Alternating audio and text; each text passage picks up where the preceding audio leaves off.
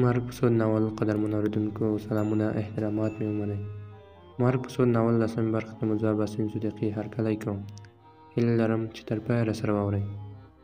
مخابره کې پرې چا غږ وکړ: هلکان ویښ اوسئ، والي صاحب را روان دی. دوی ډاډ ورکړ چې بېغمه اوسه. لږ چپتیا وروسته رخصتي نه د راغلي کس غږ شو: والي صاحب چېرته په دې نیمه شپه راځي؟ بل ځواب ورکړ: سبا ډېره مهمه ورځ ده. د څه شي مهمه ورځ ده؟ زه هم نور خبر نه یم، خو مازدیګر مې د رئیس له خولې نه واورېدل چې د لندنیو درېیو واړو خبره یې له چا سره خلاصه کړې او سبا یې وړي. د دې خبرې سره مې وجود ریږدي ونیو. زما د ژوند وروستۍ شپه وه. راښکته یو ځل بیا مې داسې حس کړه چې دلته راتګ مې تېروتنه ده. خو که راغلی نه وای نو ټول عمر به مې ځان ته ملامت وم چې د ورور او وطن له دښمن نه د غچ اخیستو موقع مې لرله. خو زه له مرګ نه وډار شوم. په کوټه کې ننوتم، تیمم مې وواهه او په لمانځه ودرېدم. د خدای جل جلاله نه مې وغوښتل چې په خپلې موخې کې مې له ناکامي وساتي، تر څو د ځمکې له مخې دا بدمرغه تخم ورک کړم چې ستا د بندګانو یې په بېرحمي ژوند اخلي. دعاګانې کې مې سترګې پټې شوې وې چې تشه کې دې په لغته ولګېدم. ژر راکېناستم. راننوتې کس راته د ټوپک شپېلۍ ونیوله. دروازه دې په څه شي خلاصه کړې؟ ځان مې په ناخبري وواهه. په تشه مې لاس کېښود. ما خو دروازه نه ده خلاصه کړې. تلاشي یې شروع کړه. ورته مې وویل کېدای شي له تا خلاصه پاتې شوې وي، خو زه بهر نه یم وتلی او نه مې ډاډ لري چې دروازه خلاصه ده که بنده. هغه کڅوړه سر ته راوغوسته. دهلیز ته یې وویستم. د ځمکتلي نه د راوتو سره مې په بدن د لمر وړانګې ولګېدې. موټر ته یې پورته کړم. نه پوهېدم چېرته مې وړي. له لږ تګ وروسته موټر ودرېد. لاس نیولی راښکته کړم. داسې مې حس کړه چې د موټرو پارکینګ کې یو. یو کوټې ته یې له ننستو وروسته له سر نه کڅوړه را لرې کړه. کوټه پر شوې وه او لرګینې چوکۍ پرتې وې. کړکیو ته پردې خورې وې. هغه کس چې راننوستی و په کوټه کې دننه یوې دروازې ته ګوته ونیوه. تشناب شته، خو مردار ځان مرګ ته تګ هم ښه نه وي. تشناب ته لاړم. هنداره نه وه چې ځان مې کتلی و. تړمو اوبو مې حمام وکړ. هلته څو جوړې سپینې جامې را ځوړندې وې. یوه جوړه مې ترې واغوستې. چې راووتم د ځمکتلي دوه نور مرګ ته راغلي هم راوستي وو. وسلوال ما وغوښتل چې بېرته کڅوړه پر سر او کښېنم. بیا یو بل مرګ ته راغلی تشناب ته یې ووړ. دوی دا هم نه غوښتل چې موږ د یو بل مخونه وګورو. په همدې طریقه درېیم کس هم تشناب ته یوړل شو. زموږ په سر ولاړ کس مخابره کې له چا سره لګیا شو. ما وویل زه وږی یم. د خندا غږ شو: د حورو مېلمه یې، ځان مه مړوه. غلی شوم. دا وخت یو نوی غږ راغی: دا جامې پر ما غټې دي. د دې غږ له اورېدو سره مې سپینې وتښتېدې. زما هېڅ باور نه کېده. هغه د بلال غږ و، د چای پر ځای چې زه مرګ ته راغلی وم. یوه شېبه کې 100 پوښتنې را پیدا شوې. دا څه شي ته؟ کله او څنګه راغلی؟ ساتونکي ماشه په ملا را زور کړه: تا د هغه کمیس اغوستی. همداسې پټ مخ یې پر موږ کمیسونه بدل کړل. د کمیس په جیب کې مې کوم څه حس کړل. د بلال د کمیس د بدلېدو غوښتنه بې هدفه نه وه. ومې ویل زه تشناب ته ځم. وسلوال غوسه شو: فرمایشونه دې زیات دي. تشناب ته له ننوتو سره مې جیب ته لاس کړ. یو کش شوی کوچنی کاغذ و. هغه کار چې ته یې کوې ما ته یې پرېږده. یعنې څه؟ بلال څه پوهېږي چې زه څه کوم؟ ما غوښتل چې کله واسکټ ور راوتړي نو هماغه شېبه په بټن زور کوم او په خپل مرګ به دا د مرګ سوړه هم بندوم. بلال څنګه دې کار ته راضي شوی او تر دې ځایه څنګه راغلی؟ بیخي زیات حیران وم. داسې مې ګڼله چې هغه کس هم رالېږلی. هغه ته مې هم غوسه راغلې وه چې یو د مرګ نه خلاص شوی بېرته مرګ ته رالېږلی. خو اوس ما د هغه د مرګ مخه نه شوی نیولی. له دې ځایه د وتو یوازې یوه لاره وه چې د مرګ په دروازه به وځې، او دې هم امکان نه لره چې بلال ته مې ویلی وای زه خپل کار پخپله کوم. کاغذ مې څیرې او کمود ته وغورځاوه. راووتم. نه پوهېدم چې په ناستو دوو کې بلال کوم یو دی. کڅوړه مې پر سر او دیوال ته تکیه کړه.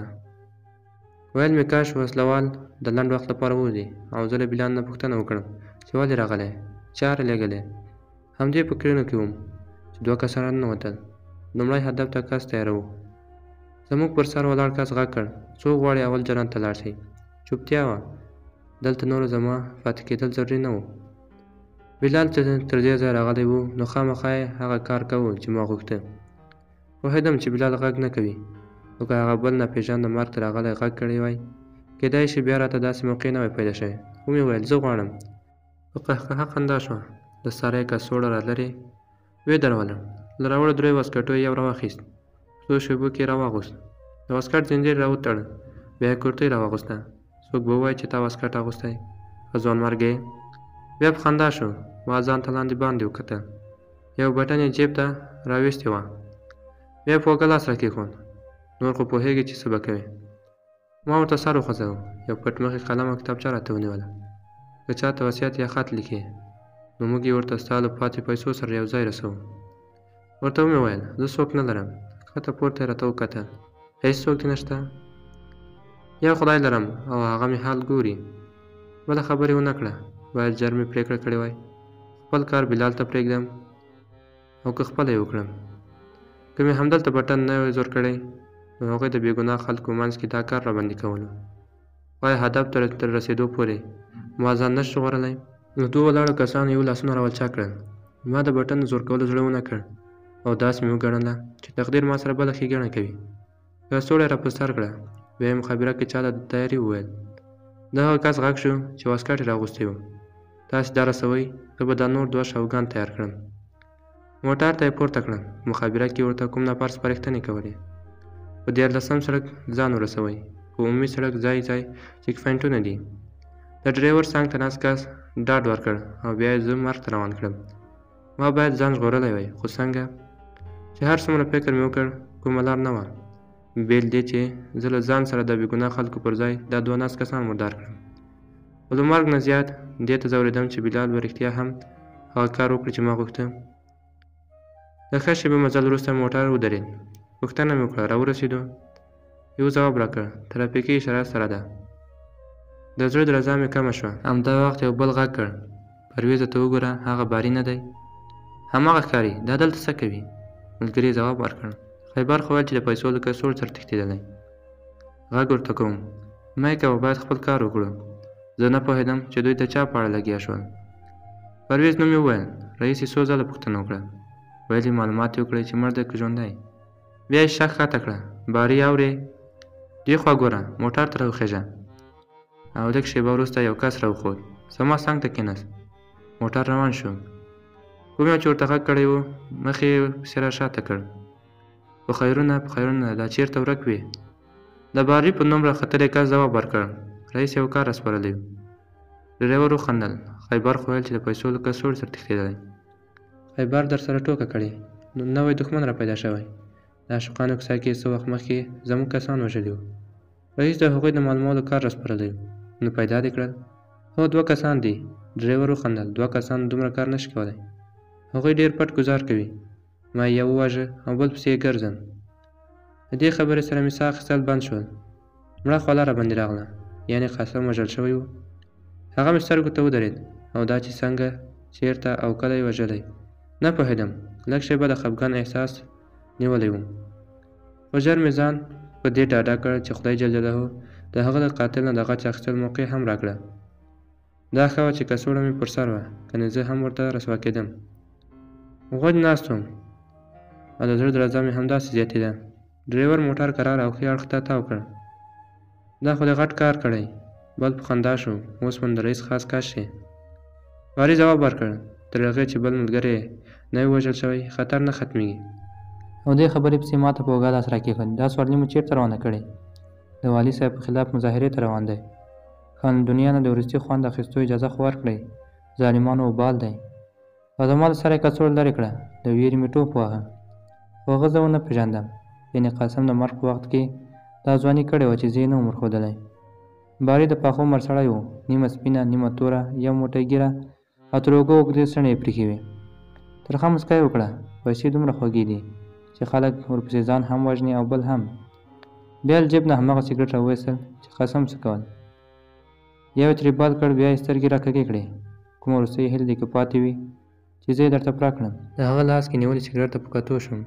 د خندا سره یې سګرټ په شونډو راکېښود. ښه اوږد کش مې ترې وکړ. همدا وخت موټر بریک وواهه. ډریور وویل هدف ته رسېدلي یو.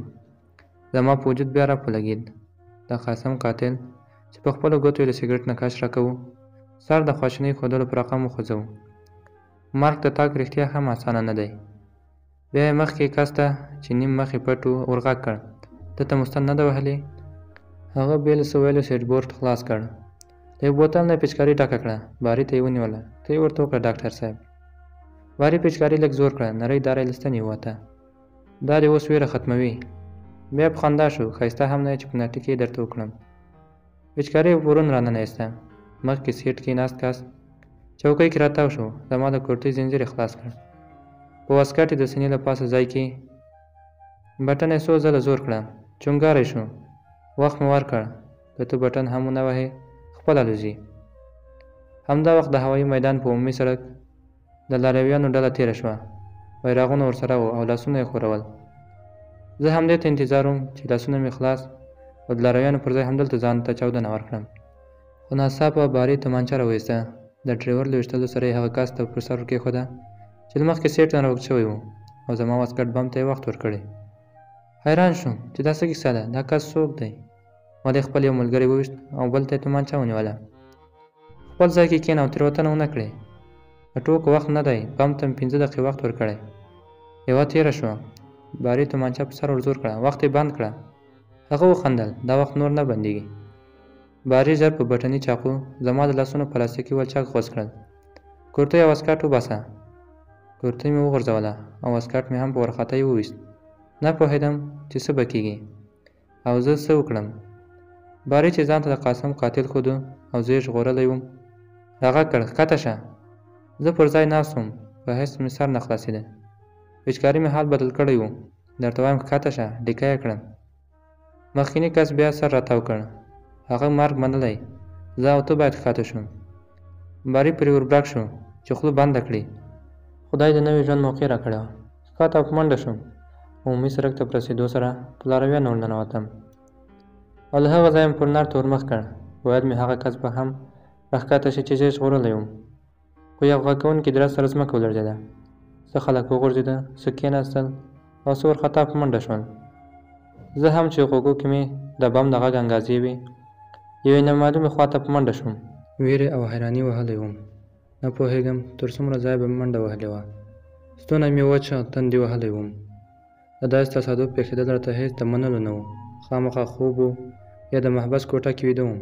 دا خوب مې لیده او یا هم د ځوانمرګو په ځمکتله کې پروت یم او خوب ګورم چې زه د مرګ دروازه له راتېرېدو وروسته هم ژوندی پاتې شوی یم. د سړک غاړې یوې غرفې ته ودرېدم. هلته د اوبو لوښي ترموز نه مې 2 ګیلاسه یخې اوبه وڅښلې. بیا مې سګرټ ترې بل کړ. قرض یې خامخا خلاصوم. خام هلک موسکی شو. داسې ډېر ویلي. پښو کې مې د تګ زور نه و. ورسره کېناستم. که تلیفون درسره وي یو چا ته زنګ وهم. تلیفون یې راکړ لکه چې مظاهرې ته راغلی وي. ما بیا د ځواب ورکولو د قاسم شمېره ډایله کړه. خو شمېره یې بنده ښوده. نو د هغه کس خبر رښتیا وه چې قاسم یې وژلی. خو باور مې ځکه نشو کولی چې د قاسم قاتل زه ولې وژغورلم او ځان یې د مرګ خولې ته وغورځوو. باري څوک و؟ څنګه را پیدا شو؟ ولې له ما سره مرسته وکړه؟ ولې د قاسم د وژلو خبره وکړه؟ زه اوس یوازې همدې ناځوابه پوښتنو ځورولم. د ښه ډېر مزل وروسته د قاسم کور ته ورسېدم.